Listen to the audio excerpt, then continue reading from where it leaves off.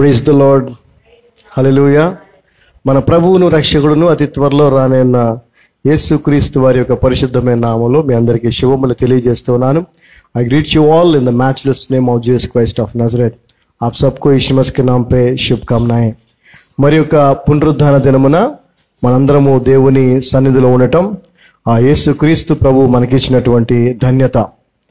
మరి దేవుని సన్నిధిలో ఉండటం కంటే గొప్ప విషయం ఏది లేదు అనే విషయాన్ని పదే పదే చెప్తూ వస్తూనే ఉన్నాను. ఎందుకనంటే అది సత్యం. పరలోక రాజ్యం ఇది. దేవుని సన్నిధి అంటే శాంతి సమాధానాలతో కూడినటువంటి స్థలము దేవుని సన్నిధి.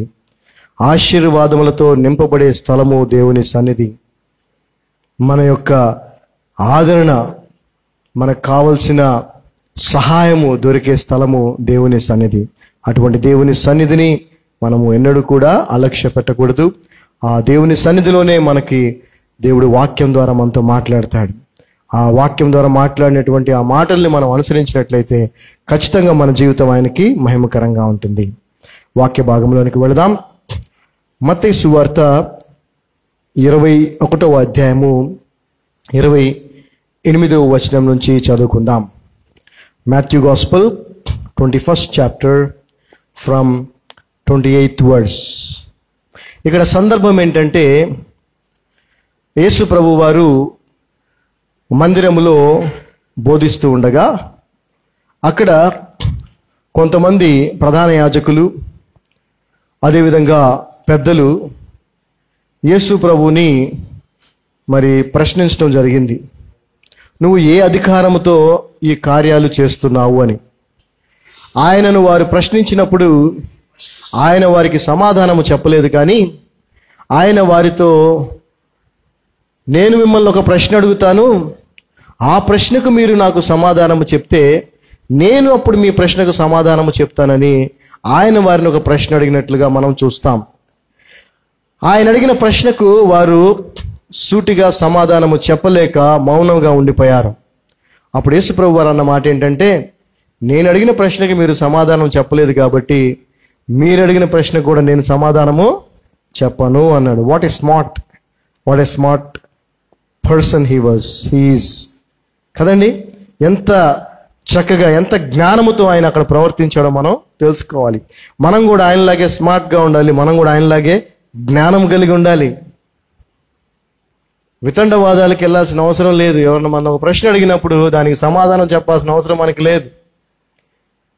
వారు చెప్పలేని ప్రశ్న ఇంకొకటి నువ్వు అడిగితే సరిపోతుంది.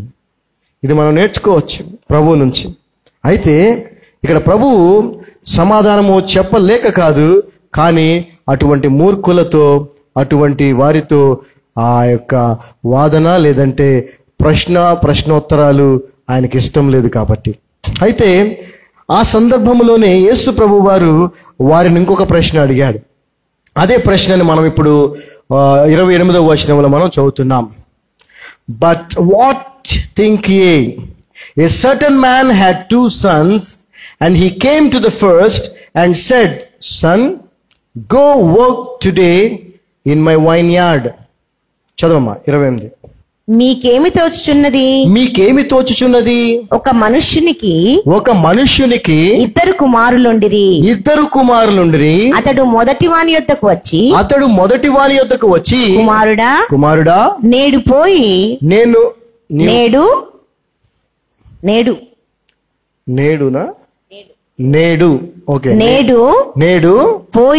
పోయి ద్రాక్ష తోటలో పని చేయమని చెప్పగా ఇక్కడ ఒక తండ్రి 2 కుమారుల్ని ప్రభు చెప్తా ఉన్నాడు. మత్తయి సువార్త 21వ అధ్యాయం 28వ వచనం నుంచి. ఇక్కడ 2 కుమారులలో ఒక కుమారునితో ప్రభు అంటే తన తండ్రి అంటున్నాడు, నువ్వు ఈరోజు వెళ్ళి ద్రాక్ష తోటలో పని చేయి అని ఒక కుమారుడితో చెప్పాడు. చెప్పినప్పుడు 29వ వచనం మనం చూస్తే, he answered and said, I will not. But afterward he repented and went. చదవమ్మా. వాడు పోను అని ఉత్తరమిచ్చెను. తండ్రి అన్నాడంట, ఈ రోజు వెళ్ళి నువ్వు పొలములో ఆ యొక్క ద్రాక్ష తోటలో పని చేయనంటే ఆ కుమారుడు అన్నాడంట, నేను పోను. చదవమ్మా. పోను అని ఉత్తరం ఇచ్చాను కానీ, పోను అని ఉత్తరం ఇచ్చాడు, సమాధానం పోను అని చెప్పాడు గాని పిమ్మట మనస్సు మార్చుకొని పోయెను. ఇంగ్లీష్ లో మనం చూస్తే repent and went, repented and went. ఈ పదాలని అండర్లైన్ చేసుకోండి మీరు. ఈరోజు వాక్య భాగం యొక్క ఉద్దేశం అదే. Today we are going to know the power of repentance. పశ్చాత్తాపము యొక్క శక్తిని మనం ఈ రోజున తెలుసుకోబోతా ఉన్నాం. The power of repentance. ఇక్కడ మనం గమనిస్తే ఒక కుమారుడితో తండ్రి పలానా పొలానికి వెళ్ళి ఆ యొక్క పని చేయని చెప్తే అతను అన్నమాట ఏంటి, నేను పోను, నేను చేయను అన్నాడు. కానీ తర్వాత ఏం జరిగింది? మనసు మార్చుకున్నాడు, పశ్చాత్తాపడ్డాడు. పశ్చాత్తాపడి అతడు పని చేయడానికి వెళ్ళాడు. ఓకే, 30వ వచనం మనం చూస్తే, and he came to the second, రెండో కుమారుడి దగ్గరికి వచ్చాడు తండ్రి. అతడు రెండవ వాని యొద్దకు వచ్చి అండ్ సెడ్ లైక్ వైస్, అలాగే రెండో కుమార్తె కూడా చెప్పాడు. And he answered and said, I go sir and went not. చదవమ్మా. అతడు రెండవ వాని యొద్దకు వచ్చి ఆ ప్రకారమే చెప్పగా, రెండో కుమారుడు కూడా చెప్పాడు, నానా నువ్వు వెళ్ళి ఆ యొక్క ద్రాక్ష తోటలో పని చెయ్యి ఈ రోజు అని చెప్పాడు. చెప్పినప్పుడు ఆ రెండో కుమారుడు ఏమన్నాడు? వాడు అయ్యా పోదునా, నేను వెళ్తానయ్యా అన్నాడు. కానీ పోలేదు. ఇక్కడ ఇద్దరు కుమారులను చూస్తున్నాం. ఒక కుమారుడికి పని చెప్తే ఆ కుమారుడేమో నేను వెళ్ళను అన్నాడు, ఫస్ట్ కుమారుడు. కానీ తర్వాత పశ్చాత్తాపడి పని చేయడానికి వెళ్ళాడు. ఇంకో కుమారుడితో చెప్పినప్పుడు ఓకే వెళ్తాను నాన్న అని చెప్పాడు, వెళ్తాను తండ్రి, అయ్యా వెళ్తాను అన్నాడు. కానీ వాడు వెళ్ళలేదు. ఇప్పుడు ప్రభు యొక్క ప్రశ్న, 31వ వచనం, whether of them twain did the will of his father. ఈ ఇద్దరిలో ఎవరు తండ్రి ఇష్ట ప్రకారము చేసిన వాడని వారిని అడిగాను. ఇప్పుడు మనల్ని కూడా అడుగుతున్నాడు ప్రభు, వీళ్ళిద్దరిలో ఎవరు తండ్రి రేపింగ్ చేశాడు? ఎవరు చేశారు? మొదటి వ్యక్తే. కానీ ఫస్ట్ ఏమన్నాడు? నేను వెళ్ళను అన్నాడు. కానీ పశ్చాత్తాపడి వెళ్ళాడు. రెండో వాడు ఏం చేశాడు? వెళ్తానన్నాడు కానీ వెళ్ళలేదు. ఆ ప్రశ్న అడిగినప్పుడు వాళ్ళు సమాధానం ఏం చెప్పారు చూడండి. వాళ్ళు ఇచ్చిన సమాధానం, they say unto him the first, మొదటి వాడే తండ్రి చెప్పినట్టుగా చేశాడు అని అన్నారు. అప్పుడు యేసుప్రభువు అంటున్నారు, Jesus said unto them, verily I say unto you that the publicans and the harlots go into the kingdom of God before you. For John came unto you in the way of righteousness, and ye believed him not, but the publicans and the harlots believed him. And ye, when ye had seen it, repented not afterward, that ye might believe in him. చదవమ్మా. అందుకు వారు మొదటివాడే అనిరి. మొదటివాడేనయ్యా, అవునయ్యా, మొదటివాడే తండ్రి చెప్పినట్టుగా చేశాడు. యేసు సుంకర్లను వేశ్యలను మీకంటే ముందుగా దేవుని రాజ్యంలో ప్రవేశించుదురని మీతో నిశ్చయంగా చెప్పుచున్నాను. యోహాను నీతి మార్గమున మీ యొద్దకు వచ్చెను, మీరతనిని నమ్మలేదు. అయితే సుంకర్లను వేశ్యలను అతని నమ్మిరి. మీరు అది చూచి అతని నమ్మునట్లు పశ్చాత్తాప పడకపోతిరి. చూసారు, ఇక్కడ గమనిస్తే ప్రభు చెప్పినటువంటి ఆ ఉపమానం ఏదైతే ఉందో, ఇద్దరు కుమారులు. మొదటి కుమారుడు చేస్తాను అని చెప్పలేదు కానీ చెయ్యననే చెప్పాడు. కానీ అతడు తర్వాత పశ్చాత్తాపం పొంది దేవుని పనిని, అంటే తండ్రి చెప్పే పనిని చేశాడు. రెండవ అతను నేను చేస్తానన్నాడు కానీ అతను చేయలేదు. అయితే ఈ ఇద్దరి కుమారుల్లో మనం గమనించాల్సింది ఏంటంటే, పశ్చాత్తాపము పొందిన వ్యక్తి పనిని చేశాడు, తండ్రి చెప్పిన పనిని. పశ్చాత్తాపం పొందని వ్యక్తి ఆ పనిని చేయలేదు. ఆ పాయింట్ని యేసుప్రభు వారు ఇక్కడ చెప్తూ, ఈ ప్రధాన యాజకులు, పెద్దలు, శాస్త్రులు వీళ్ళు ఉన్నారు, వాళ్ళతో ఆ ప్రభు అంటున్నాడు, మీకంటే ముందుగా ఆ యొక్క ఏమంటారు పబ్లికన్స్ అంటే ఏమనుందమ్మా తెలుగులో? పబ్లికన్స్, సుంకరులు, మీకంటే సుంకరులు, వేశ్యలు, హార్లెట్స్, వాళ్ళు దేవుని రాజ్యానికి వెళతారు. ఎందుకనంటే యోహానుని నా తండ్రి పంపినప్పుడు, దేవుడు యోహాన్ని పంపినప్పుడు, యోహాను సువార్త ప్రకటించినప్పుడు ఆ సుంకరులు మరియు వేశ్యలు పశ్చాత్తాపం పొందారు. వారు పశ్చాత్తాపం పొంది వారు మారారు, దేవుని పనిని చేయటం మొదలుపెట్టారు. కానీ మీరింకా పశ్చాత్తాపం పొందలేదు. వారిని చూసి కూడా మీరు పశ్చాత్తాపం పొందలేదు అని వారిని దేవుడు మరి గద్దిస్తా ఉన్నాడు. జాగ్రత్తగా గమనించండి. ఈ శాస్త్రులు లేదంటే పరిసయ్యులు, ప్రధాన యాజకులు, ఆలయ పెద్దలు, వీళ్ళంతా ఎవరైతే ఉన్నారో వాళ్ళందరూ వాళ్ళ దృష్టిలో చాలా భక్తిపరులు, నీతిపరులు, పరిశుద్ధులు అనే ఫీలింగ్ వాళ్ళకి. ఎందుకంటే వాళ్ళకున్న పొజిషన్ని బట్టి. అయితే ఇక్కడ నీ ఉన్న పొజిషన్ని దేవుడు చూడట్లా, నీ హృదయము పశ్చాత్తాపముతో ఉందా లేదా, నువ్వు పశ్చాత్తాపం పొందావా లేదా, నీవు పాపివని గ్రహించి పశ్చాత్తాపముతో ఆయన సన్నిధికి వచ్చావా లేదా. ఎందుకంటే పశ్చాత్తాపం పొందిన వాడే ప్రభు పనిని చేస్తాడు అని మనం దీని ద్వారా అర్థం చేసుకోవచ్చు. ఈ రోజున తండ్రి చెప్పిన పనిని ఎంతమంది అయితే క్రైస్తవులుగా చెప్పుకుంటున్న వారు చెయ్యట్లేదో వారందరూ పశ్చాత్తాపము పొందిన వారు కాదు అని మనం చెప్పాలి. పశ్చాత్తాపం పొందితే తప్పకుండా తండ్రి పనిని చేస్తావు. పశ్చాత్తాపం పొందితే తప్పకుండా పాత జీవితాన్ని విడిచిపెడతావు. పశ్చాత్తాపం పొందితే ఖచ్చితంగా ప్రభు సన్నిధికి వస్తావు. ఒకసారి చూద్దాం. ప్రభు అన్నారు కదా, ఎవరు ఆ సుంకరులు మరియు వేశ్యలు పశ్చాత్తాపడ్డారు, వాళ్ళు మీకంటే ముందు దేవుని రాజ్యంలోనికి వెళ్తారు అని దేవుడు నిశ్చయంగా చెప్తా ఉన్నాడు. ఈ రోజున నీ జీవితం, నా జీవితం, గతించిన జీవితం అవ్వచ్చు, ప్రస్తుత జీవితం అవ్వచ్చు, ఎంత పాపముతో ఉన్నా లేదంటే ఎంత భయంకరమైందైనా పశ్చాత్తాపం పొందితే అందరికంటే ముందు దేవుని రాజ్యంలోకి వెళ్ళేది మనమే. హల్లెలూయా. పశ్చాత్తాప పడనటువంటి, పాపమును ఒప్పుకోనటువంటి ఏ వ్యక్తి అయినా కూడా పరలోక రాజ్యానికి వెళ్ళే అవకాశం లేదు లేదు లేదు. ఒకసారి లూకాసు వార్త 7వ అధ్యాయము, Luke gospel 7th chapter 29th verse. యేసు ప్రభు వారు చెప్పిన మాటలను ఒకసారి మనం ఇక్కడ చూద్దాం. లూకా సువార్త 7వ అధ్యాయము 29వ వచనం.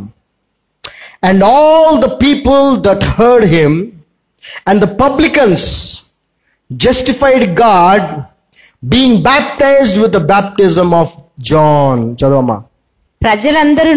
ప్రజలందరూ సుంకరులను యోహాను బోధ విని అతడిచ్చిన బాప్తిస్మం పొందిన వారై దేవుడు న్యాయవంతుడని ఒప్పుకొనిరి. హల్లెలూయా. సో ఇక్కడ మనం గమనిస్తే ఏం జరిగింది? అనేకులు ప్రజలు మరియు సుంకర్లు యోహాను చెప్పినటువంటి బోధన విని వారి పాపాలు ఒప్పుకొని పశ్చాత్తాపడి వారు ఏం చేశారు? బాప్తిజము పొందుకున్నారు. కానీ ఈ శాస్త్రులు ఉన్నారే, ఈ పరిసయ్యులు ఉన్నారే, ప్రధాన యాజకులు ఉన్నారే, వీళ్ళల్లో పశ్చాత్తాపం లేదు. ఎందుకు లేదంటే వాళ్ళ ఫీలింగ్ ఏంటి? మేము ఆల్రెడీ పరిశుద్ధులం, నీతిమంతులం, మేము దేవుడు ఎన్నుకున్న ప్రజలం అనేటువంటి ఒక అపోహలో వాళ్ళు బ్రతుకుతా ఉన్నారు. పశ్చాత్తాపం లేకుండా పాప క్షమాపణ లేదు. పశ్చాత్తాపం లేకుండా మనము పరలోక రాజ్యానికి వెళ్ళలేము. పశ్చాత్తాపము యొక్క శక్తి ఎటువంటిదో మనం ఈ రోజున తెలుసుకోబోతా ఉన్నాం. మనము దేనినైనా కూడా క్రియల్లోనే చూపించగలం. అవునా కదా? మనకి విశ్వాసము ఉంది. లాస్ట్ వీక్ మెసేజ్ అదే కదా. కేవలం విశ్వాసము కూడా సరిపోదు, ఏముండాలి? క్రియలు ఉండాలి. క్రియలు, విశ్వాస సంబంధమైన పనులు మనం చేయాలి. అదేవిధంగా పశ్చాత్తాపము మనం పొందాము అని తెలియాలనంటే పశ్చాత్తాపం పొందిన వ్యక్తికి కూడా కొన్ని క్రియలు లేదంటే అతడు చేసే, ఆమె చేసే పనులు కొన్ని ఉంటాయి, ఖచ్చితంగా ఉంటాయి. అంటే మాటలతో చెప్పడం కాదు, కానీ క్రియలతో మన యొక్క ఆత్మీయ స్థితిని మనము ప్రభువుకి మరియు ఈ లోకానికి కూడా తెలియజేయాలి. లేకపోతే ఎలా తెలుసుకుంటారు? తెలుసుకోలేరు కదా. నువ్వు యేసు ప్రభు నమ్మావు అని చెప్పి, యేసు ప్రభు యొక్క మార్గంలో జీవిస్తున్నావు అని చెప్పి చుట్టుపక్కల వారికి, నీ పొరుగు వారికి ఎలా తెలుస్తుంది? నువ్వు చేసే క్రియలను బట్టే, నీ ఆలోచనలను బట్టి వాళ్ళకి తెలియదు. ఎందుకంటే ఆలోచనలు నీ లోపలే ఉంటాయి. నువ్వు చేసే క్రియలను బట్టే. అదేవిధంగా నువ్వు నేను పశ్చాత్తాపడ్డామా లేదా అనే విషయము మన చుట్టుపక్కల వాళ్ళకి ఎలా తెలుస్తుంది అంటే, పశ్చాత్తాపానికి సంబంధించిన క్రియలు మనము చేసినప్పుడు. ఆ పశ్చాత్తాపానికి సంబంధించిన క్రియలు ఏవైతే ఉన్నాయో అవి చాలా శక్తివంతమైనవి అనేది ఈ రోజున మనం తెలుసుకోబోతా ఉన్నాం. Today we are going to know the deeds of repentance are so powerful. That's the point we are going to understand today, trying to understand today the power of repentance, the power of repentance. Yakobu రాసిన పత్రిక 1:22 మనం చదివినట్లయితే అక్కడ స్పష్టంగా ఉంది. యాకోబు రాసిన పత్రిక 1:22 మనం చూసినట్లయితే, but be a doers of the word and not hearers only, deceiving your own selves. మీరు వినువారు మాత్రమై ఉండి మిమ్మును మీరు మోసపుచ్చుకొనకుండా వాక్య ప్రకారము ప్రవర్తించువారునై ఉండుడి. సో మాటలు చెప్పటం కాదు. ఆ పెద్ద కుమారుడు చెప్పాడు, ఓకే నాన్న వెళ్తాను చేస్తాను. రెండో కుమారుడు చెప్పాడు, వెళ్తాను నాన్న చేస్తాను. చేశాడు వాడు? చేయలే. కానీ మొదటి కుమారుడు అయితే వెళ్ళని చెప్పిన పశ్చాత్తాపం పొందిన తర్వాత అతడు వెళ్ళి పని చేశాడు. సో ఈ రోజున పని ఇంపార్టెంట్, మాటలు కాదు. మాటలు చెప్తే ఏమీ జరగదు. పని చేయాల. పని జరిగినప్పుడే, పని చేసినప్పుడే నీవేమై ఉన్నావో ఇతరులు నిన్ను చూసి తెలుసుకుంటారు. ఒక చెక్క పని చేసే వ్యక్తిని మనం ఏమంటామండి? వడ్రంగి కదా, కార్పెంటర్. అవునా? అదే ఇల్లు కట్టే వాళ్ళని ఏమంటాం? మేసన్ అంటాం కదా. అవునా కదా? వాళ్ళు చేసే పనిని బట్టి, వాళ్ళు చేసే పనుల్ని బట్టి వాళ్ళని ఎవరో మనం చెప్తున్నాం. మరి యేసు ప్రభువు వాక్యములో ఏవైతే మనల్ని చేయమని చెప్పాడో క్రీస్తు బోధలో అవి చేసినప్పుడు మనం ఏమవుతాం? క్రైస్తవులం అవుతాం. అవి చేయకుండా క్రైస్తవులు ఎట్ట అవుతాం? నేను చెక్క పని చేయనండి, చెక్క ముట్టుకోను, చెక్కల పని ఏమాత్రం చేయను, నేను కార్పెంటర్ని అంటే మీరు ఒప్పుకుంటారా? ఒప్పుకోరు కదా. అవునా కదా? నేను పొలం పని చేయను, అసలు పొలం దగ్గరికి వెళ్ళను, ఏమీ చేయను, నేను రైతుని అంటే ఒప్పుకుంటారా? ఒప్పుకోరు. రైతు చేసే పనులు ఉన్నాయి, కార్పెంటర్ చేసే పనులు ఉన్నాయి, మేస్త్రి చేసే పనులు ఉన్నాయి. అదేవిధంగా పశ్చాత్తాపం పొందిన వ్యక్తి చేసే పనులు కూడా ఉన్నాయి. హల్లెలూయా. పశ్చాత్తాపం పొందిన వ్యక్తి చేసే పనుల్ని మనం ఈ రోజున చూద్దాం. ఆ పనులు ఎంత శక్తివంతమైనవో కూడా మనం తెలుసుకుందాం. బికాస్ అవి మనం చేస్తున్నామా లేదా అనేది మనల్ని మనం పరీక్షించుకోవటానికి, అదేవిధముగా ఒకవేళ ఇంకా పశ్చాత్తాపం మనలో లేకపోతే ఈ రోజే ఈ వాక్యము ద్వారా దేవుడు మనతో మాట్లాడి మన హృదయాలను పశ్చాత్తాపంలోనికి తీసుకుని వెళ్ళి ఆయన పని చేసే విధంగా మనల్ని మార్చుకొనుగాక. ఆమేన్. లూకా సువార్త 7వ అధ్యాయము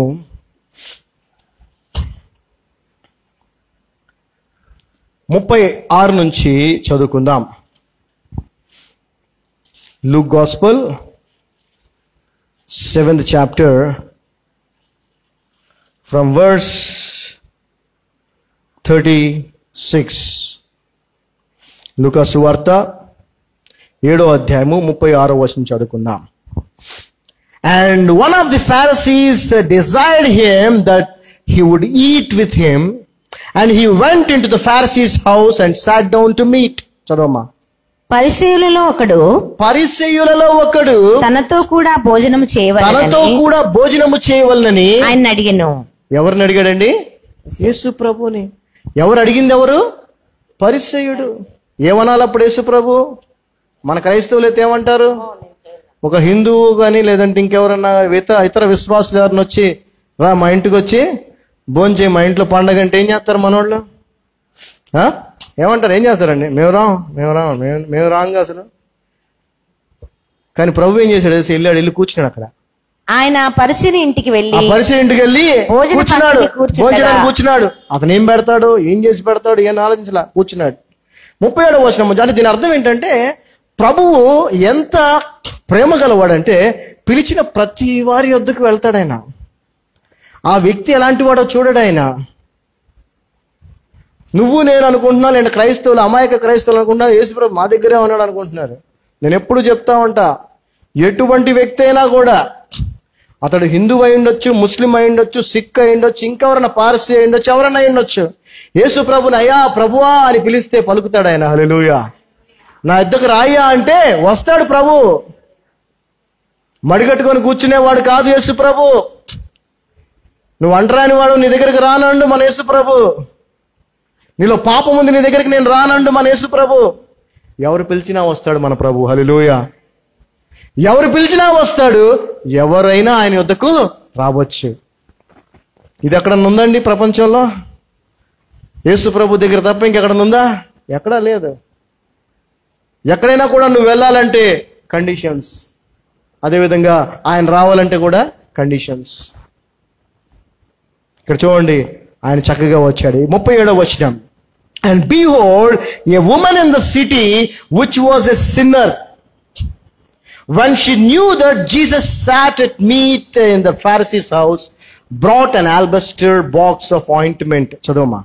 ఆ ఊరిలో ఉన్న పాపాత్మురాలైన ఒక స్త్రీ, యేసు పరిసయ్యుని ఇంట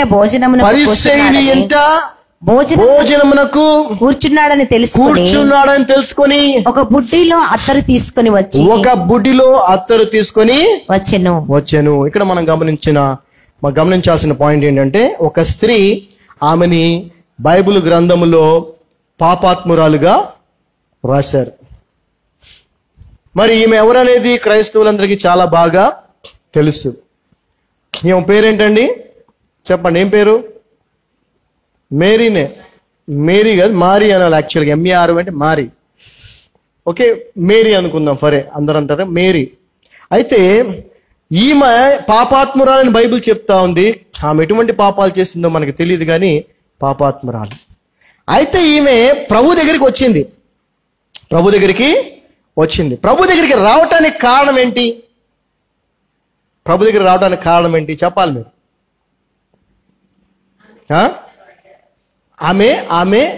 ఆమె ప్రభువుని నమ్మింది. మొదటిగా ప్రభువుని నమ్మింది. ఈమె ఎవరు అనేది మనం తెలుసుకోవాలి. చాలా మంది కన్ఫ్యూజన్ ఉంటుంది. కన్ఫ్యూజన్ పెట్టుకోకండి. ఈ మరి ఎవరు, ఆ మరి అని. ఈ మరియ ఎవరో కాదు, మార్తా యొక్క సహోదరి అయిన మరియనే. ఎవరండి ఈమె?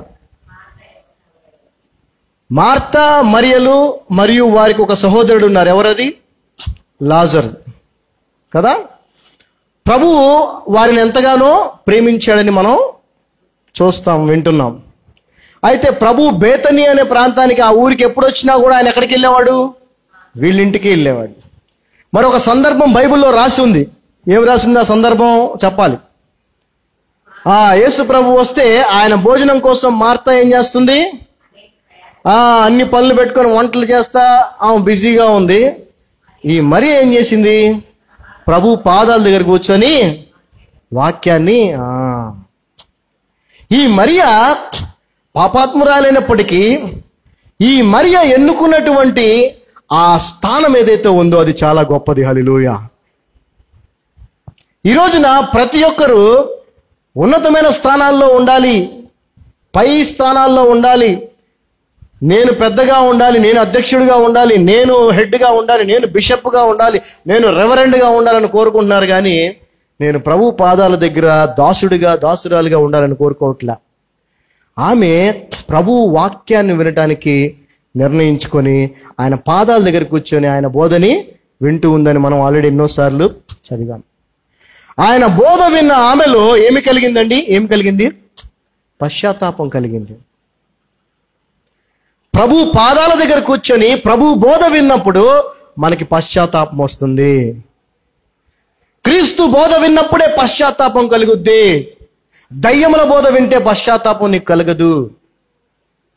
ఈ లోకాశలు నేర్పించేటువంటి, ఈ లోకాశలకు నిన్ను పురుగొల్పేటువంటి బోధలు నువ్వు వింటే నీకు పశ్చాత్తాపం కలగదు. ఏంటి, నువ్వు ఉద్యోగం లేదా? దేవుడు నీకు పెద్ద ఉద్యోగం ఇస్తాడు. ఇల్లు లేదా? ఇగో నాకు చూడు, ఒకప్పుడు నాకు కూడా ఇల్లు లేదు, దేవుడు పెద్ద బంగ్లా ఇచ్చాడు, నీకు కూడా ఇస్తాడు. బండి లేదా?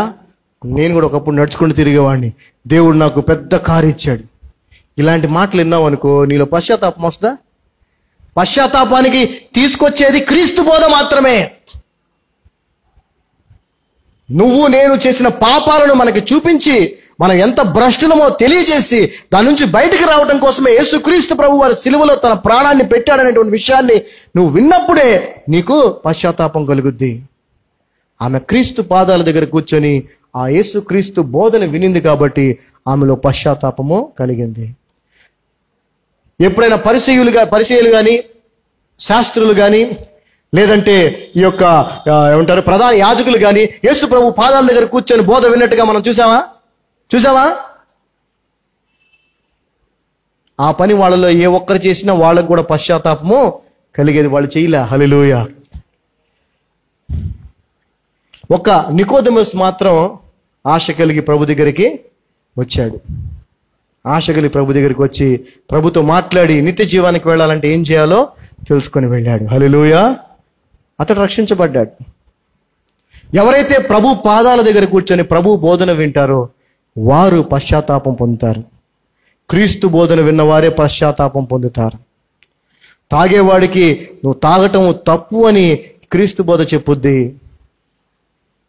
తప్పుడు బోధలు అంటే యేసు ప్రభువు కూడా మంచినీళ్ళు ద్రాక్షరసంగా చేశాడు కాబట్టి నువ్వు నేను తాగితే పెద్ద తప్పేమీ కాదు అని చెప్తారు.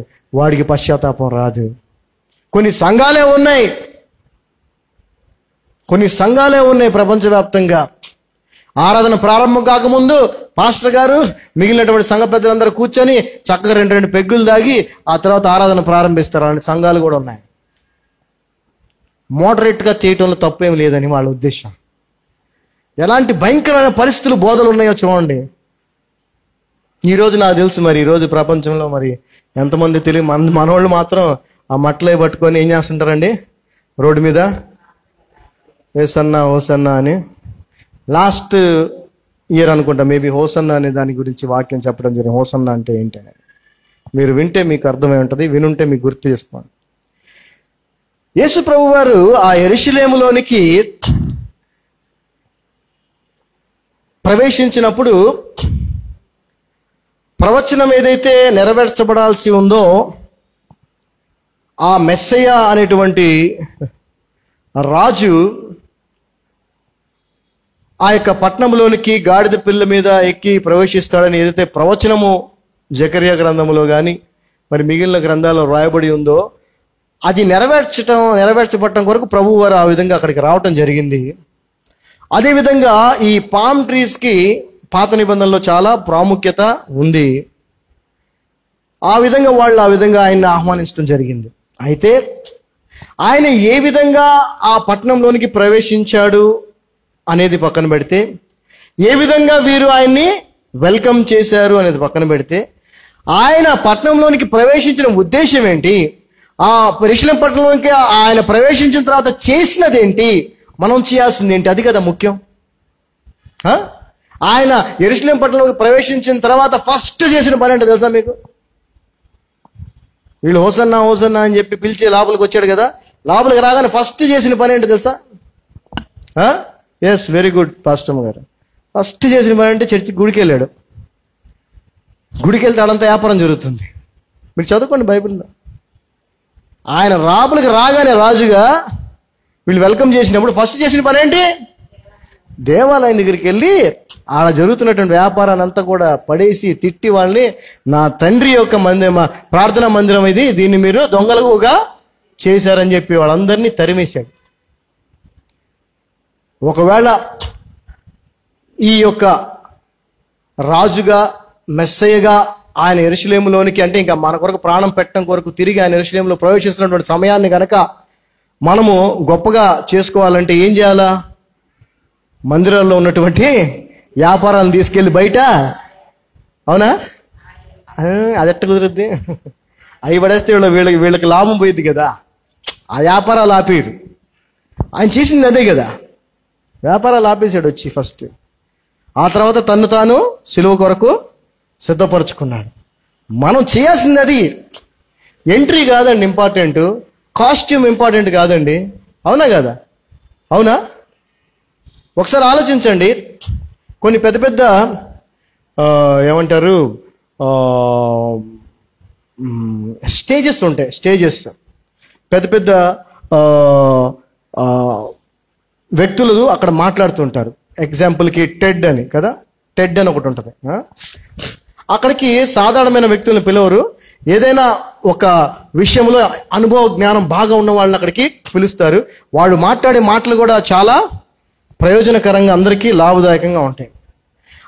దానికి పిలిచిన వ్యక్తి ఎలా వచ్చాడు, అతనిని అక్కడ ఎంతమంది బొకేలు ఇచ్చి వెల్కమ్ చేశారు, ఆయన ఏ సూటు ఏ డ్రెస్ వేసుకొని ఏ పర్ఫ్యూమ్ కొట్టుకొని వచ్చాడు, ఇది ఇంపార్టెంట్ అక్కడ?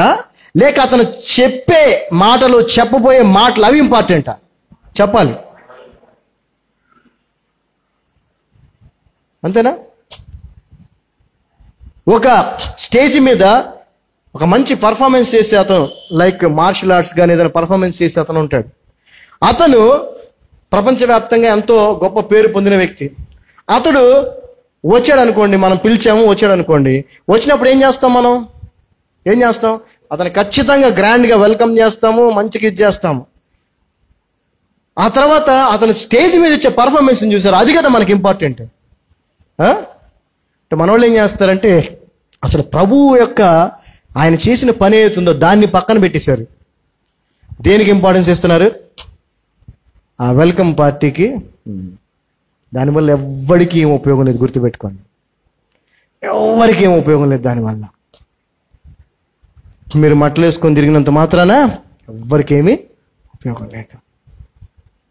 దానివల్ల ఎవరికి ఉపయోగం? చెప్పాలి, ఎవరికి ఉపయోగం? ఏంటి? సంఘాల్లో ఉన్నటువంటి వ్యాపారాన్ని బయటికి నెట్టండి, అప్పుడు దేవునికి మహిమ. హల్లెలూయా. ప్రభువు ప్రార్థనా మందిరంగా ఉండాల్సిన స్థలాలు ఈ రోజున వ్యాపార స్థలాలుగా మారిపోయినాయి. అప్పుడు అంతే, ఇప్పుడు అంతే. మీకు దమ్ముంటే, మీరు నిజమైన క్రైస్తవులు అయితే, నిజమైన సేవకుడు అయితే, నీ సంఘంలో ఉన్న వ్యాపారాన్ని బయటికి నెట్టు పడేసేయి. తర్వాత సిలువకు మనల్ని మనం సిద్ధపరచుకోవాలి. ప్రవీణ్ పగడాల గారు మరణించారు కదా, గత మార్చి 24 ప్రయాణం 25 మరణించారన్నారు. ఒకసారి ఆలోచించండి, ఎన్ని ర్యాలీలు ఎంత చేశారు కదా. మనం వాళ్ళు చేశారా?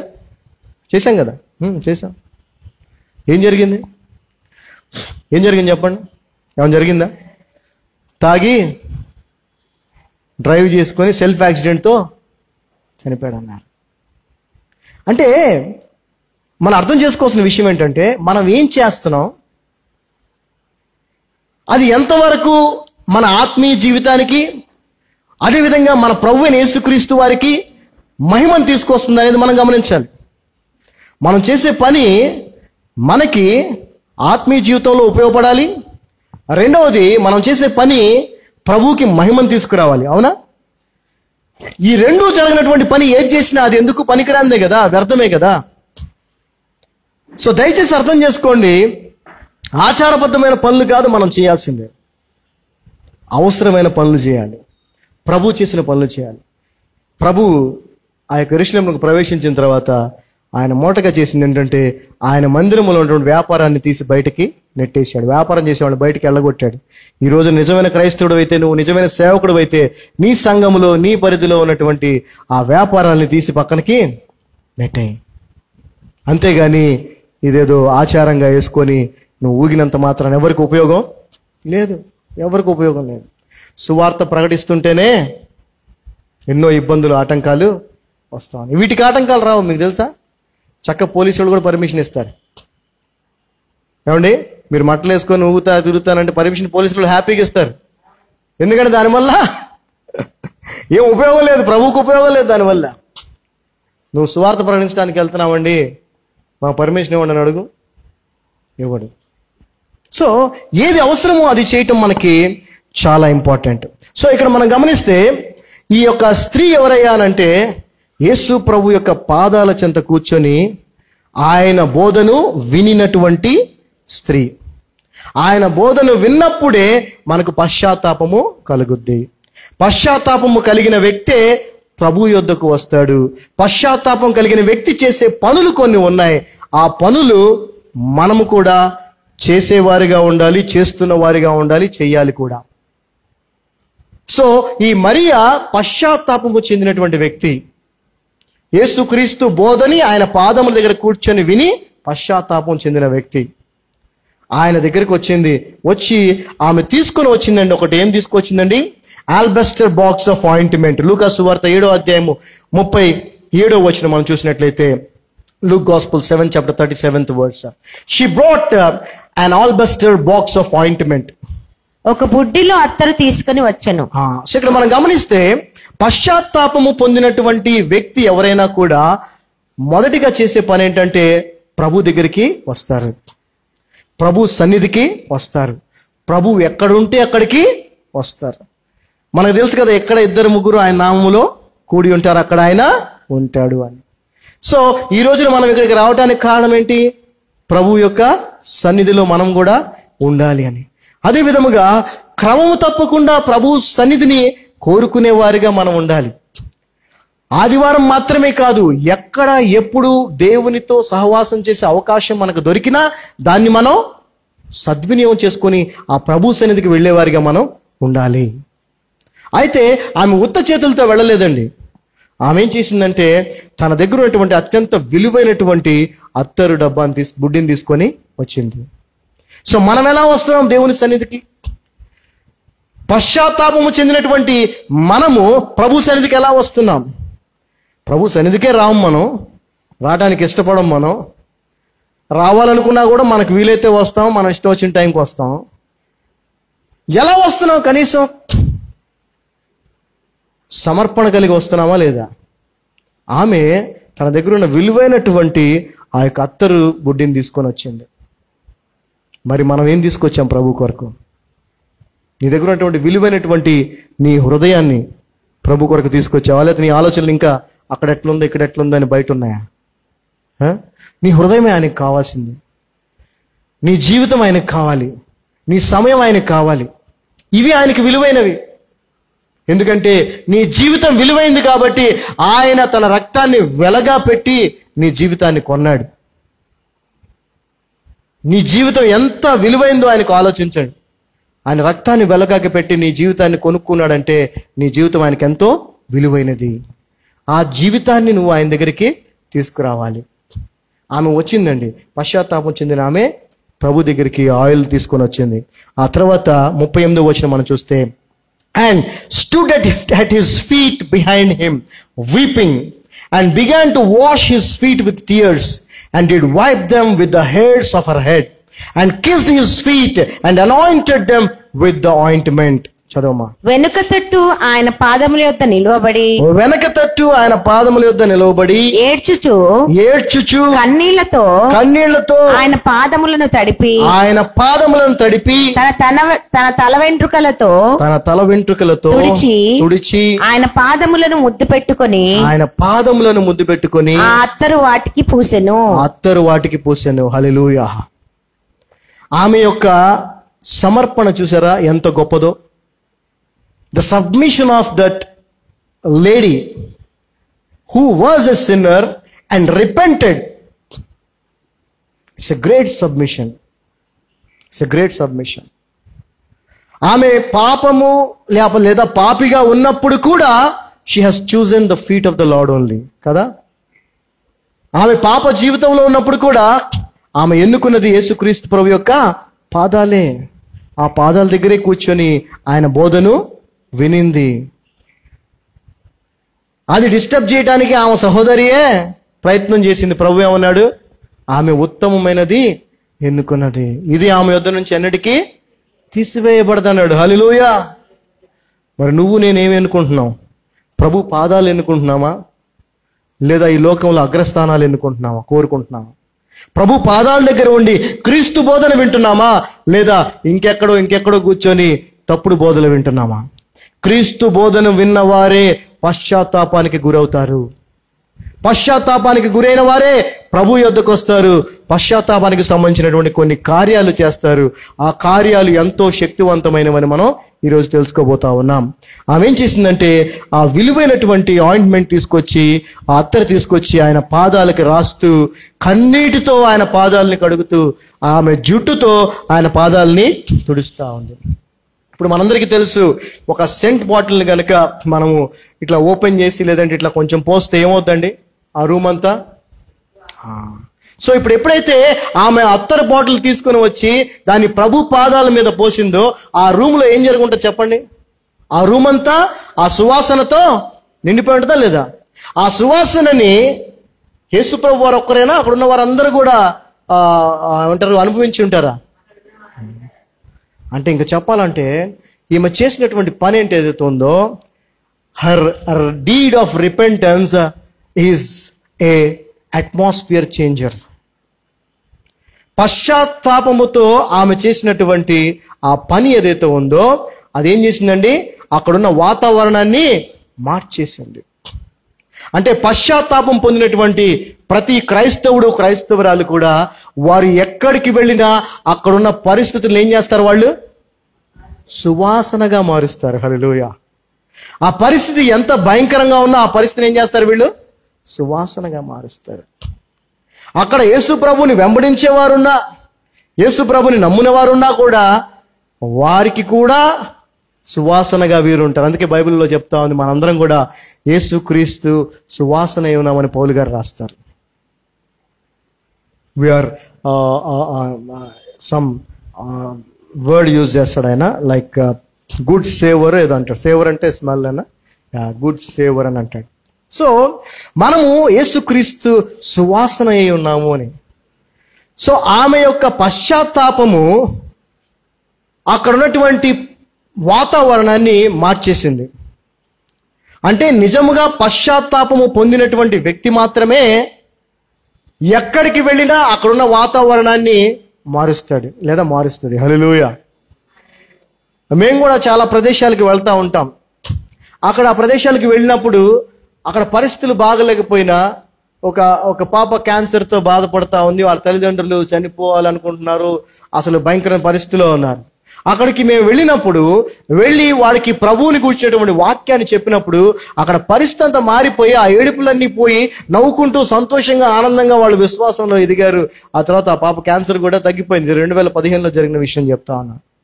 అంతేకాదు, రీసెంట్గా మరి మా అక్కగారు ప్రభు దగ్గరికి వెళ్ళినప్పుడు మేము అక్కడికి వెళ్ళినప్పుడు అక్కడ ఉన్న పరిస్థితి ఏంటంటే వారు ఎంతో దుఃఖంలో ఉన్నారు, ఎంతో బాధపడతా ఉన్నారు, ఎంతో వేదనలో ఉన్నారు.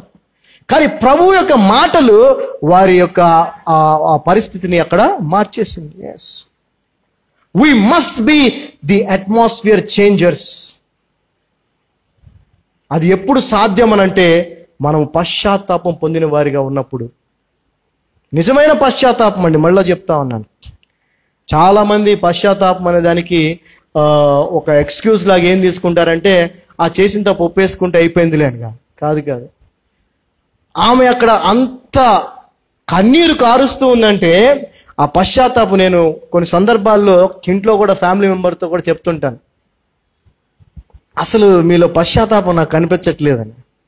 ఏదైనా తప్పు చేసినప్పుడు ఇది తప్పు అని చెప్తే అసలు ఒప్పుకోవడానికే ఇష్టపడరు. తర్వాత ఏదో ఒప్పుకున్నాగా అన్నట్టుగా ఏదో బిహేవ్ చేస్తే అది కాదు పశ్చాత్తాపం అంటే. ఇక్కడ కుమిలిపోవాల, నువ్వు ఎందుకు చేశాను నేను ఈ పని, ఎందుకు చేశాను ఈ తప్పు నేను కుమిలి, అది పశ్చాత్తాపం. ఇంకెప్పుడు చేయలే అంటే మళ్ళీ ఖచ్చితంగా చేస్తావు. పశ్చాత్తాపం నీ హృదయంలోంచి వచ్చిందనుకో, ఇంకెన్నటికీ ఆ పని చేయవు, ఇంకెన్నటికీ ఆ తప్పు చేయవు. సో పశ్చాత్తాపం పొందినటువంటి ఆ స్త్రీ ప్రభు దగ్గరికి వచ్చింది. ప్రభు దగ్గరికి వచ్చి అక్కడ ఉన్నటువంటి అట్మాస్ఫియర్ అంతటిని కూడా ఆమె మార్చేసింది. సో పశ్చాత్తాపానికి ఉన్నటువంటి శక్తి ఏంటంటే, పశ్చాత్తాపడినటువంటి వ్యక్తి ద్వారా ఇతరుల జీవితాల్లో మార్పుని తీసుకొచ్చేటువంటి శక్తి పశ్చాత్తాపానికి ఉంది. పశ్చాత్తాపమే మనల్ని క్షమాపణలోనికి తీసుకెళ్తుంది. పశ్చాత్తాపమే మనల్ని పరలోక రాజ్యానికి తీసుకుని వెళ్తుంది. పశ్చాత్తాపము మనల్ని అక్కడున్న పరిస్థితులు మార్చే వారిగా కూడా చేస్తుంది. ఆమె ఉత్త చేతులతో వచ్చి ఉంటే అక్కడ ఆ అట్మాస్ఫియర్ మారేది కాదు. ఆమె విలువైనటువంటి ఆ అత్తరు బుడ్డిని తీసుకొని వచ్చింది. అదేవిధంగా మనము కూడా మన జీవితంలో మనకు అత్యంత విలువైనది ఏదైనా ఉంది అని అంటే ఏంటో తెలుసా? అది సమయమే. టైం కంటే విలువైనది ఏమైనా ఉందా? లేదు. జీవితాన్ని మనం సమయంతో కొలుస్తున్నాం. 60 సంవత్సరాలు 70 సంవత్సరాలు అనేది ఏంటది? టైం. అంటే మనం ఒక 2-3 గంటలు మనం వెచ్చిస్తున్నామనంటే ఏం చేస్తున్నాం? మన యొక్క జీవితాన్ని మనం వెచ్చిస్తున్నాం, ఖర్చు పెడుతున్నాం. సో అంటే అత్యంత విలువైంది మనం ప్రభుకి మనం ఏమి ఇవ్వగలం అంటే ఏంటది? మన జీవితం అనేటువంటి సమయమే. ఆ సమయాన్ని దేవునికి ఇవ్వలేని అజ్ఞాన దశలో, దురదశలో క్రైస్తవులు ఉన్నారనేది ఎంతో నిజం. నీకు ఉన్న జీవితం నీది కాదు. నువ్వు బ్రతుకుతున్న బ్రతుకు నీది కాదు. ఆయన రక్తము వెలగా పెట్టి కొంటే నీకు ఆ జీవితం ఇవ్వబడింది. నీది కాని నీ జీవితాన్ని, ఆయన సొత్తైనటువంటి నీ జీవితాన్ని ఆయన కొరకు కొంచెం వెచ్చించడానికి నువ్వు వెనకాడుతున్నావు అంటే ఎట్లా? ఆమె చూడండి, ఆయన దగ్గరికి వచ్చింది, విలువైనటువంటి తన జీవితాన్ని ఆయన పాదాల దగ్గర పెట్టేసింది. అక్కడ ఉన్నటువంటి పరిస్థితులన్నింటిని కూడా మార్చినటువంటి సందర్భాన్ని మనం చూస్తూ ఉన్నాం. 39వ వచనం మనం చూసినట్లయితే, Now when the Pharisees which had bidden him saw it, he spake within himself, saying, This man, if he were a prophet, would have known who and what manner of woman this is that touched him, for she is a sinner. చదవమ్మా. ఆయనను పిలిచిన పరిసయ్యుడు అది చూచి, ఈయన ప్రవక్త అయిన ఎడల తన్ను ముట్టుకున్న ఈ స్త్రీ ఎవతియో ఎటువంటిదో ఎరిగి ఉండును, ఇది పాపాత్మురాలు అని తనలో తాను అనుకొనెను. ఇదే క్రైస్తవులకు ఉన్నటువంటి పెద్ద అంటే గొప్ప లక్షణం చెప్పాలంటే ఇదే. వాళ్ళ గురించి వాళ్ళు ఏమనుకోరు, కానీ పక్కన వాళ్ళ గురించి మాత్రం చాలా పాపులుగా అందరినీ చూస్తూ ఉంటారు. బట్ ఎనీవే, ఆ పరిసయుడు ఎటువంటి పాపో పక్కన పెడితే ఈమె పాపాత్రాలనే విషయం ఆయనకి తెలుసు. అయితే ఆయన ఏమనుకుంటున్నాడంటే, ఈయనేంటి ఆమెని ముట్టుకొని ఇస్తున్నాడు, ఈ నిజంగా ప్రవక్త అయితే ఆమె ఎంత పాపురాలో ఆయనకి తెలిసి ఉండాలి కదా అని అనుకుంటున్నాడు మనసులో. ప్రభువుకి అన్నీ తెలుసండి. హల్లెలూయా. మనం బయటకు కనిపించేది మాత్రమే మనం చూస్తాం, మనం పై రూపాన్ని చూస్తాం, కానీ ప్రభువు అంతరంగాన్ని చూస్తాడు. సో ప్రభువుకి నువ్వేంటో తెలుసు లోపల, నేనేంటో తెలుసు లోపల, కంప్లీట్గా తెలుసు ఆయనకి. ఆయనకి తెలియక కాదు, కానీ ఆయన వచ్చిందే పాపుల కోసం కాబట్టి ఆమెని అనుమతించాడు. హల్లెలూయా. పరిసయ్యుడు అనేటువంటి అతను పాపే కదా, అతను పిలిస్తే అతని ఇంటికి వచ్చి కూర్చున్నాడుగా ప్రభు భోంచేయడానికి. అప్పుడు లేని బాధ ఆయనకి ఇప్పుడు వచ్చింది చూడండి. అందుకే నేను చెప్తా ఉంటాను, క్షమించబడినటువంటి క్రైస్తవులమైన మనము క్షమించడానికి సిద్ధంగా ఉండడం చూసారా, అది పెద్ద పాపం. అది we have to be always ready to forgive. ప్రభు వచ్చిందే పాపుల కొరకు, ఆయన మనకి నేర్పించిందే క్షమించటం, ప్రేమించటం.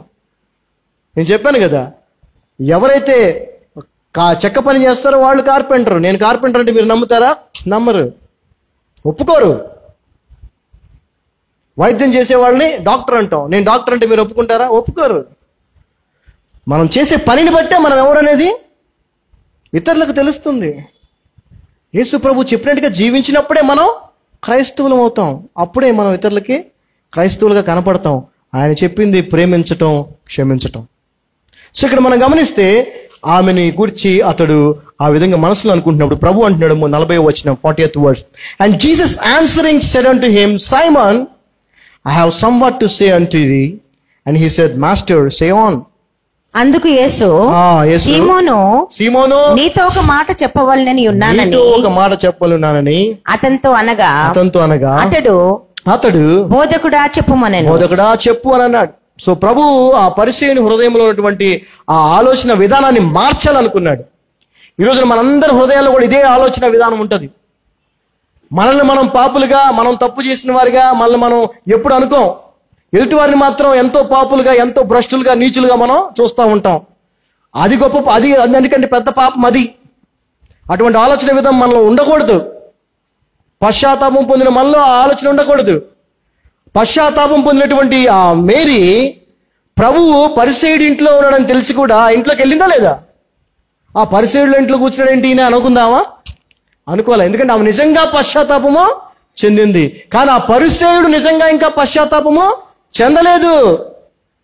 ప్రభువుని ఇంటికి రమ్మన్నాడు భోజనానికి, ప్రభు వచ్చి కూర్చున్నాడు, కానీ అతను నిజంగా ఇంకా పశ్చాత్తాపము పొందలేదు. కాబట్టి ఆమెని ఇంకా పాపిగానే చూస్తున్నాడు.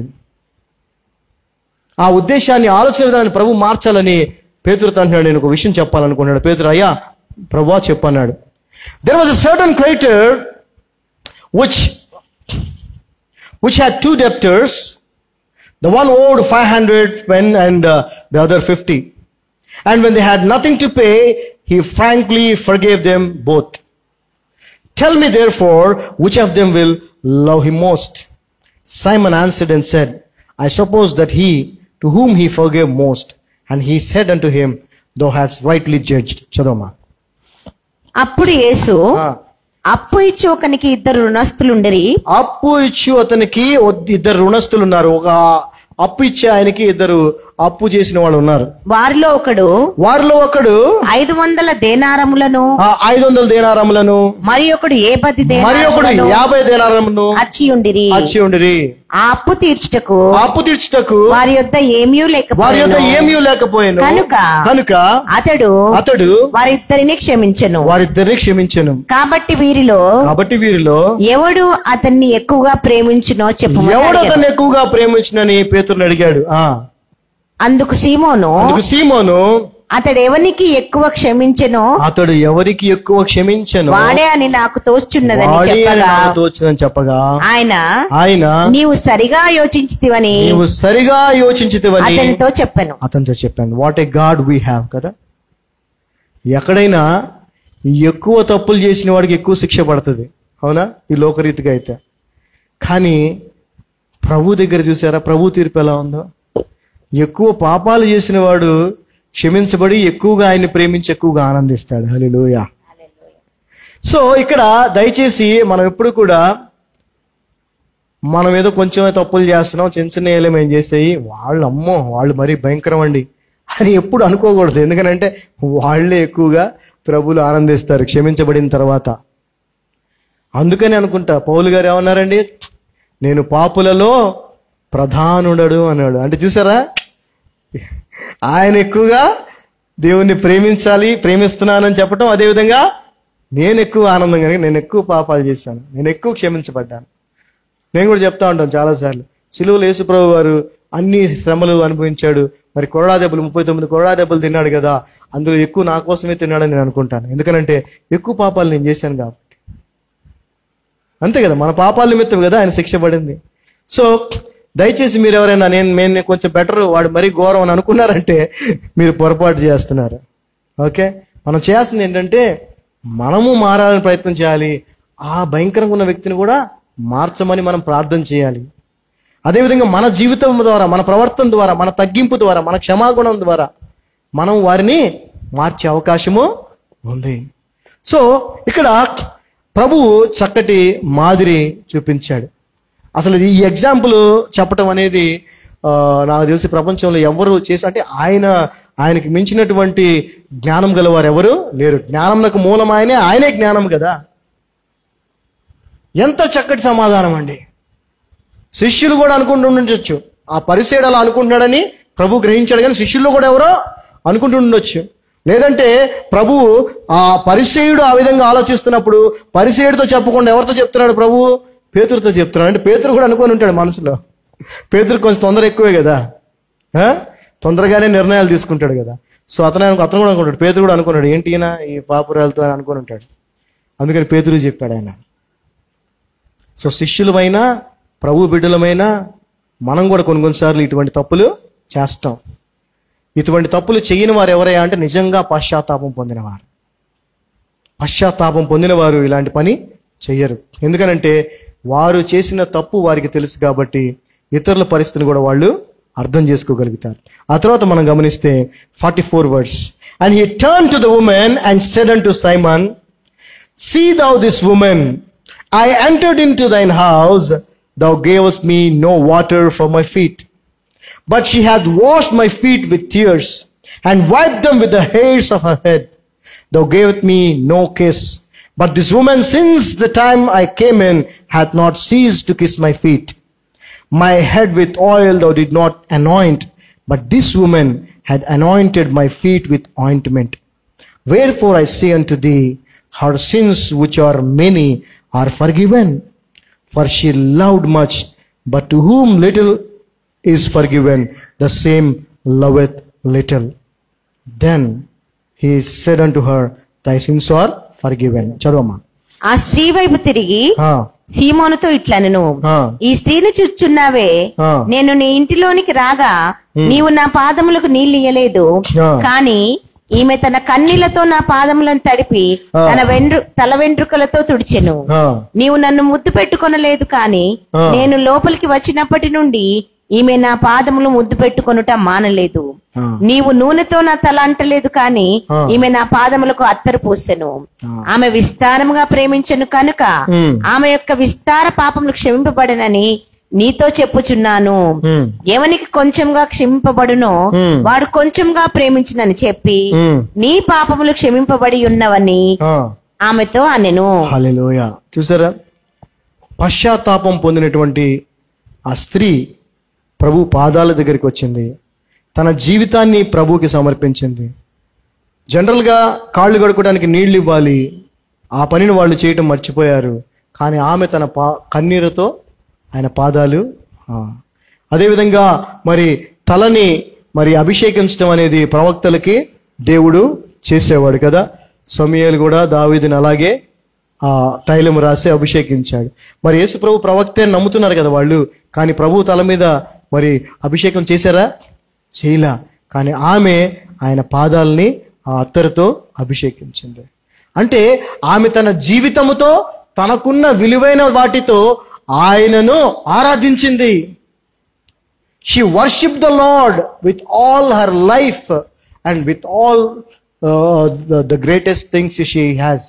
తనకున్నటువంటి అత్యంత విలువైన వాటితో ఆయన్ని ఆమె ఆరాధించింది, అభిషేకించింది. మరి మనం ఎలా చేస్తున్నాం ఆరాధన? మనం ఎలాగా ఆయన్ని ఆరాధిస్తున్నాం? నోటి మాటలతో కదా పాట పాడతాం, all to Jesus I surrender కదా.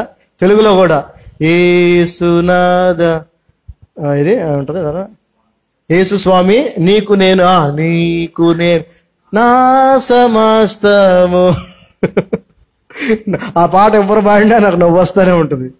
ఎందుకంటే అది మనం చేస్తామండి. చేశారు ఎవరన్నా? చెయ్యం.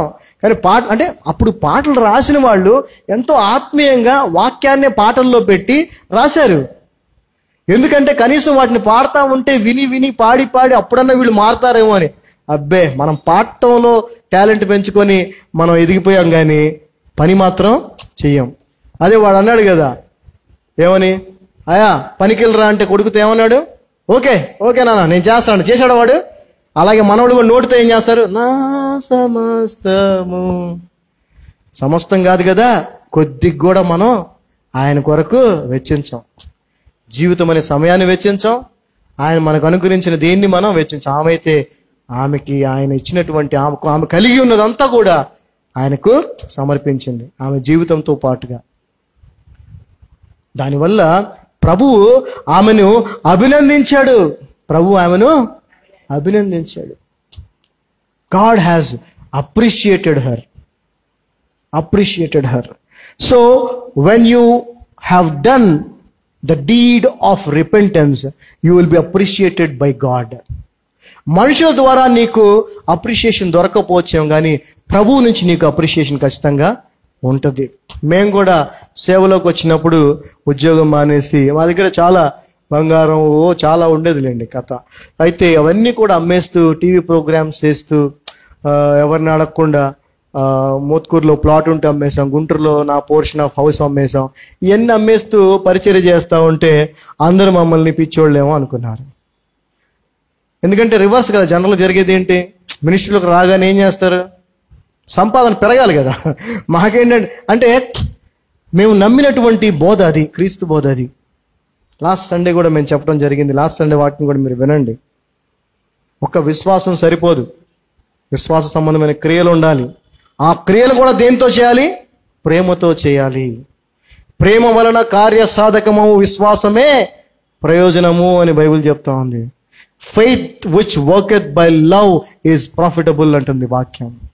విశ్వాసం ఉంటే పనికిరాదు, వింటే వల్ల విశ్వాసం వస్తుంది.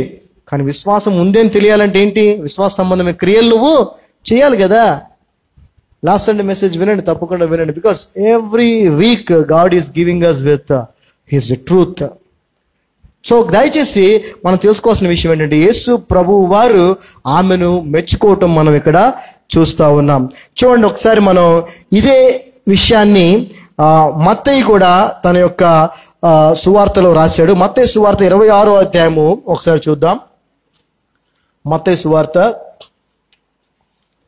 26వ అధ్యాయము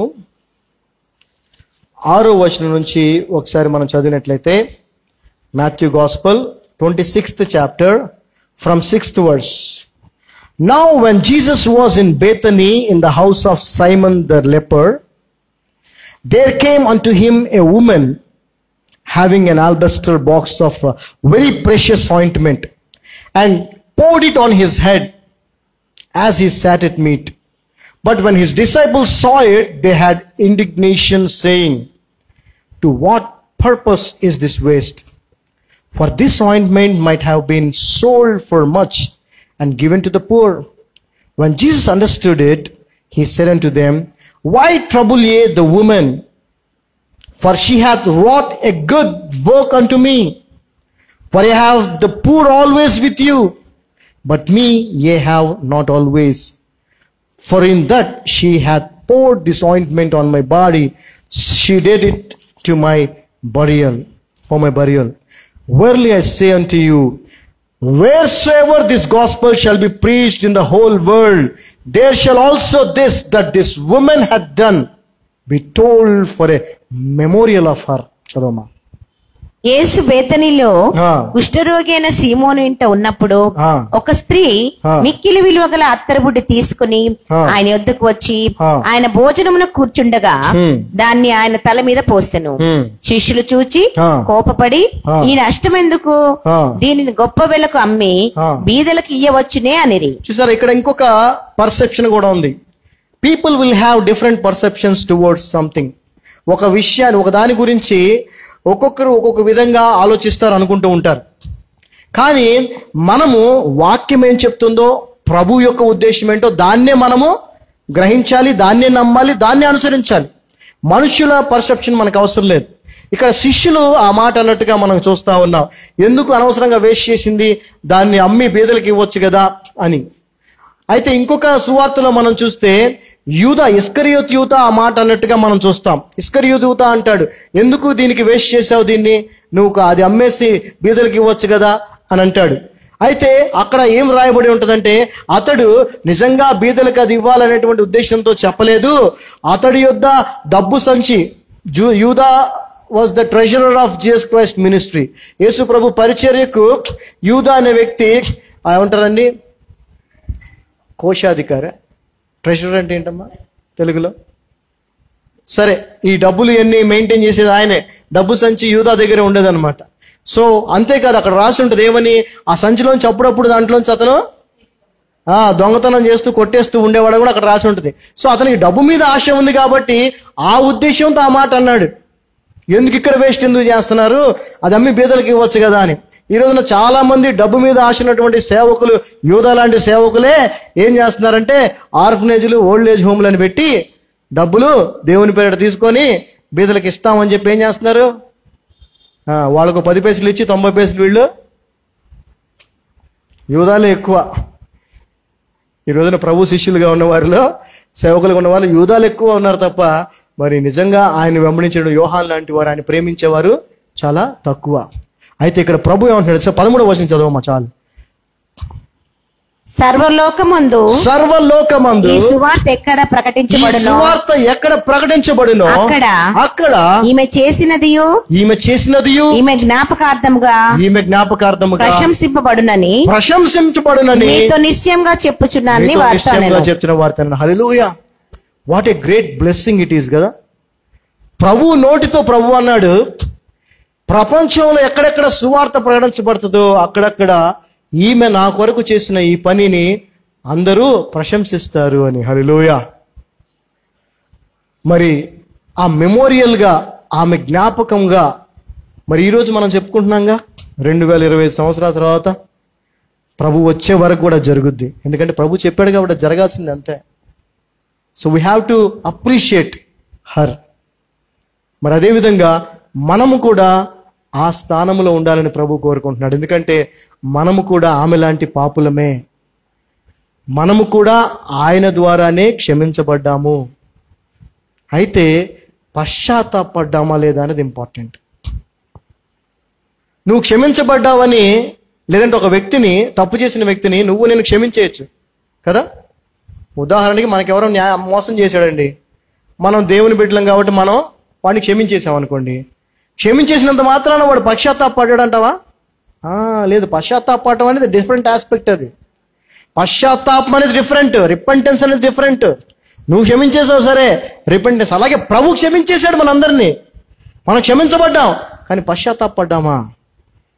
మనం చేసిన తప్పులు, పాపాలు ఎంత భయంకరమైనయో దాని కొరకు ఆయన ఎంతగా సిలువలో శ్రమను పొందాడో ఎప్పుడన్నా ఆలోచించి పశ్చాత్తాపడ్డామా? అది ఆలోచిస్తే మీకు కన్నీరు ఆగదు. నిజమైన పశ్చాత్తాపం మీలో వస్తే మీరు ప్రభు సన్నిధికి, పాదాల దగ్గరికి రాకుండా ఉండలేరు. నిజమైన పశ్చాత్తాపం మీలో ఉంటే మీరు ప్రభువుకి మీ జీవితాన్ని ఎప్పుడో సమర్పించేస్తారు. నిజమైన పశ్చాత్తాపం మీకుంటే మీరు, నేను కూడా ఆ మరియ వలె ఎక్కడికి వెళ్ళినా అక్కడ ఉన్న పరిస్థితిని మార్చేవారిగా మనం ఉంటాం. మనం నిజంగా పశ్చాత్తాపడిన వారమైతే ఆ మరియ వలె మన జీవితాన్ని, మనకున్నదంతా కూడా ప్రభువుకి సమర్పించి ప్రభువుని ఆరాధించేవారిగా ఉంటాం. నిజమైన పశ్చాత్తాపం మనం కలిగి ఉన్నట్లయితే ఖచ్చితంగా మన యొక్క సాక్ష్యము కూడా ఆమె సాక్ష్యం వలె ప్రకటించబడుతుంది. ఎంతమంది సాక్ష్యం ఆ విధంగా ప్రకటించబడతా ఉంది ఈ రోజున? అటువంటి సాక్షులుగా మనం ఉండాలని ప్రభు కోరుకుంటున్నాడు. మనం మెమోరియల్ సర్వీసులు చూస్తూ ఉంటాం చాలా కదా. ఆ మెమోరియల్ సర్వీస్లో కొన్ని విషయాలు మనం మాట్లాడుకుంటాం, అంతటితో అక్కడ ఆగిపోతుంది. కానీ ఈమె పొందుకున్నటువంటి ధన్యత చూసారా? ఎవరికి లేదు, మిగిలిన ఎవరికి లేదు. అది ఎవరి గురించి ఆ విధంగా ప్రభు చెప్పలా. ఈమె చేసినటువంటి పని సువార్త ప్రపంచమంట్లో ఎక్కడెక్కడ ప్రకటించబడుతుందో అక్కడక్కడ ఆమె ప్రశంసిస్తబడుతుందండి. హల్లెలూయా. మనం కూడా ఆమెను ఒకసారి గట్టిగా చప్పట్లు కొట్టి అభినందిద్దాం ఆమె కోసం. Yes, we have to appreciate her. ప్రభు చెప్పిన పని ప్రభు చేశాడు, చేయిస్తున్నాడు ఇప్పటికీ. సో మనం తెలుసుకోవాల్సిన విషయం ఏంటంటే పశ్చాత్తాపం అనేది చాలా శక్తివంతమైనది. క్షమించబడ్డాం, ఫైన్, క్షమించేస్తాం. ఇప్పుడు కొంతమంది ఏదైనా తప్పు చేసినప్పుడు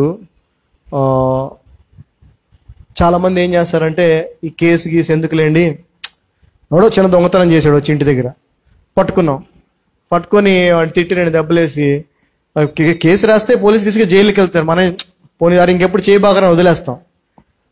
మనం క్షమించేసాం, కానీ వాడు మళ్ళీ దొంగతనం చేయకూడదు అంటే వాడు పశ్చాత్తాపడాలి, రిపెంట్ అవ్వాలి. రిపెంట్ అయినప్పుడు మళ్ళీ ఇంకోసారి ఆ తప్పు చేయడు.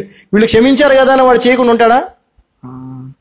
ఇదే పరిస్థితి క్రైస్తవ సమాజంలో ఇదే జరుగుతూ ఉంది. ప్రభు క్షమించాడు, క్షమిస్తానే ఉంటాడని తెలుసు మన వాళ్ళకి బాగా, అందుకని పశ్చాత్తాపడట్లేదు. కానీ పశ్చాత్తాపడితే ఆ పశ్చాత్తాపముతో కూడినటువంటి జీవితము మనల్ని ప్రభు సాక్షులుగా ఈ లోకంలో నిలబెట్టుద్ది. ఎక్కడికి వెళ్ళినా అక్కడున్న పరిస్థితుల్ని సంతోషముతో, ఆనందముతో నింపేవారిగా చేస్తుంది. ఫిలిప్పు గురించి మీరు కనుక చూసినట్లయితే చక్కటి మాటలు రాయబడి ఉంటాయి. ఫిలిప్పు ఒక ప్రాంతానికి వెళ్ళినప్పుడు అక్కడ సువార్త ప్రకటించి, వాక్యం బోధించి, ప్రభు పేరిట అద్భుత కార్యాలు చేసినప్పుడు అక్కడ ఏం రాసి ఉంటుందంటే, ఆ గ్రామం అంతా ఫిలిప్పు వలన ఆనందముతో నిండిపోయింది అని ఒక్కసారి ఆ వచనాన్ని చదివి ముగించుకుందాం. Because we must be the changers of the atmosphere. మనము పరిస్థితులను మార్చేవారిగా మనం ఉండాలి.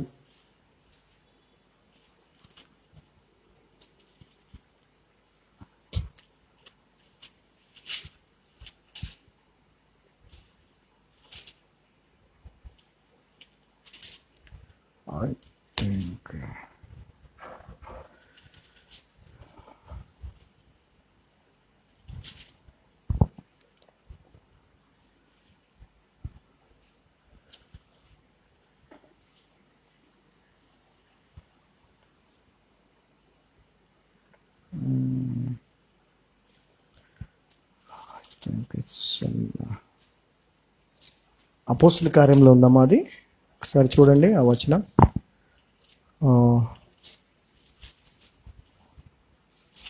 Because we must know and we must be like them.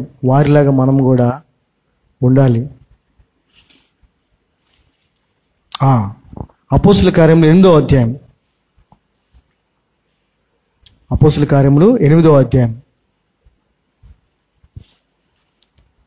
4వ వచనం నుంచి మనం చదివినట్లయితే 4th వర్డ్స్. కాబట్టి చెదిరిపోయిన వారు సువార్త వాక్యం పఠించు సంచారం చేసిరి. స్టీఫెన్ని చంపేశారండి. స్టీఫెన్ని చంపేశారు, రాళ్లతో కూడా చంపేశారు. చంపేసినప్పుడు అక్కడ ఉన్నటువంటి శిష్యులందరూ కూడా చెదిరిపోయారు, వేరు వేరు ప్రాంతాలకు వెళ్ళిపోయారు. అదేవిధంగా అప్పుడు ఫిలిప్పు సమరయ పట్టణంకు వెళ్ళి క్రీస్తును వారికి ప్రకటించుచుండెను. జనసమూహములు విని ఫిలిప్పు చేసిన సూచక్రియలను చూచినందున అతడు చెప్పిన మాటలు యందు ఏక మనసుతో లక్ష్యం ఉంచగా అనేకులను పట్టిన అపవిత్రాత్మలు పెద్ద కేకలు వేసి వారిని వదిలిపోయాను. పక్షవాయువుల వారును కుంటి వారును అనేకులను స్వస్థ పొందిరి. 8వ వచనం చదవండి. అందుకు ఆ పట్టణములో మిగుల సంతోషము కలిగాను. ఫిలిప్పు ఆ పట్టణానికి వెళ్ళి ఆ పట్టణం అంతటికి ఏం కలిగజేశాడండి? సంతోషం కలిగజేశాడు. So we must be the creators of the joy. సంతోషాన్ని కలిగించే వారిగా ఉండాలి. మనం ఎక్కడికి వెళ్ళినా అక్కడున్న పరిస్థితుల్ని సంతోషంతో సమాధానంతో మార్చేసేవారిగా మనం ఉండాలి. అది ఎప్పుడు జరుగుద్దంటే మనము పశ్చాత్తాపము పొందిన వారమైనప్పుడే. క్షమించబడిన వారమైతే సరిపోదు, పశ్చాత్తాపం పొందిన వారమై ఉండాలి.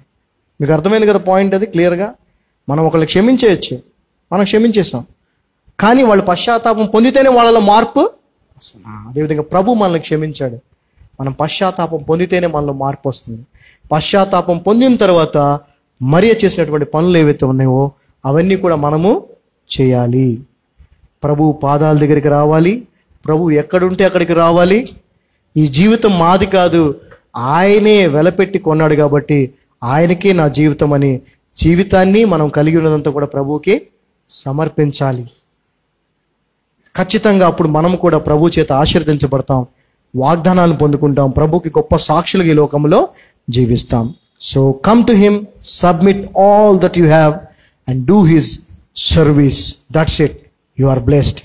అది చేస్తే మనము ఆశీర్వదించబడిన వారమే. అందరూ లేచి నిలబడినట్లయితే ప్రార్థన చేసుకుందాం. ఈ వాక్యము మన జీవితాల్లో నెరవేర్చబడులాగిన ప్రభువుని ప్రార్థిద్దాం. మనం వినువారిగా మాత్రమే కాదు, కానీ వినేదాన్ని అనుసరించి జీవించే వారిగా ఉండాలని ప్రభు కోరుకుంటున్నాడు. సో పశ్చాత్తాపము కేవలము క్షమించబడిన వారి మాత్రం కాదు, కానీ పశ్చాత్తాపం పొందిన వారిగా ఉండాలి. పశ్చాత్తాపానికి సంబంధించినటువంటి పనులు మనము చేయాలి. ఆ పశ్చాత్తాపానికి సంబంధించిన పనులు ఎంతో శక్తివంతమైనవి. అవి మనం ఎక్కడికి వెళితే అక్కడున్న పరిస్థితులను మార్చేస్తాయి, అక్కడ ఉన్నటువంటి వ్యక్తుల జీవితాలను మార్చేస్తాయి. యేసుక్రీస్తు ప్రేమతో, యేసుక్రీస్తు కృపతో, సంతోషముతో, సమాధానముతో వారి హృదయాలని, జీవితాల్ని మనము నింపాలి. అలా నింపగలిగినప్పుడే నిజమైన క్షమించబడి పశ్చాత్తాపం పొందినటువంటి క్రైస్తవులుగా మనము ఉంటాము. ఆమేన్. తండ్రి, మీ కృపను బట్టి వందనాలు. ఈ మధ్యాహ్న సమయం మీ పాదాల సన్నిధికి వస్తూ ఉన్నాం. అవును ప్రభు, ఆ సిలువలో మమ్మల్ని మీరు క్షమించారు. అయితే ఆ క్షమాపణ పొందుకున్న మేము నిజమైన పశ్చాత్తాపాన్ని పొందుకున్నామా లేదా? తండ్రి, సుంకరులు, వేశ్యలు పశ్చాత్తాపడ్డారు యోహాను బోధ విని, కానీ ఆ ప్రధాన యాజకులు, పరిసయ్యులు, ఆ శాస్త్రులు పశ్చాత్తాపం చెందలేదు. మరి మేము ఏ గుంపులో ఉన్నాం? పశ్చాత్తాపం పొందినటువంటి ఆ సుంకరులు, వేశ్యల గుంపులో ఉంటే మేము ధన్యులం. పశ్చాత్తాపం పడనటువంటి శాస్త్రుల, పరిచయుల, లేదంటే నాయన మరి ప్రధాన యాజకుల గుంపులో ఉంటే మేము నశించిపోతాం. సో ఈ లోకములో ఏ స్థితిలో ఉన్నామనేది కాదు, కానీ హృదయ అంతరంగములలో నీ యొక్క క్షమాపణను పొందుకున్న వారమై చేసిన తప్పులకు పశ్చాత్తాపడిన వారిగా ఉండే కృపను మా అందరికీ దయచేయమని, ఆ పశ్చాత్తాపానికి ఉన్నటువంటి శక్తిని మా ద్వారా ఈ లోకము మరియ ద్వారా ఎలా తెలుసుకుందో మా ద్వారా కూడా తెలుసుకునే కృపను దయచేయమని యేసు నామమున ప్రార్థిస్తున్నాం తండ్రి. Amen, amen, amen. Praise the lord. God blessed us. We are all blessed.